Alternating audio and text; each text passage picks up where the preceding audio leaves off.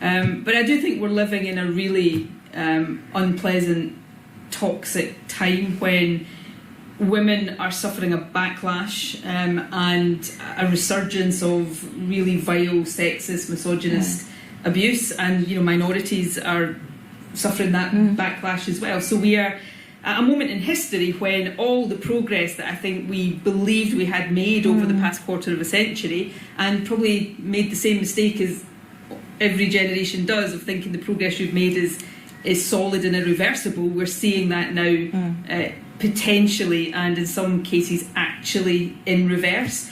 So some of these battles are going to have to be fought and fought and fought all over again. For women, there are more of us in politics now, which is good. Although, again, if I think of the Scottish Parliament now, I hope I'm wrong, but I really fear that there'll be fewer women in the next Scottish Parliament than currently sit in this one. So even just in pure numbers, I think we risk regression. But if I think back to my earlier days in politics, and it wasn't easy being a woman then, absolutely not easy. But in some respects, it is harder today. When I was growing up in politics, we didn't have social media. Yeah. So the abuse that can very, very directly get to people now, I think is particularly tough for women. And of course, it's not just on social media, it's not just at the fringes that we now see really misogynistic abuse hurled at women. It's coming from really senior people who lead countries and governments, President of the United States. So it's becoming legitimised and institutionalised and accepted. So I think we, not just for women's rights, but on a whole range of things, I think we're at a really fragile and worrying moment in history.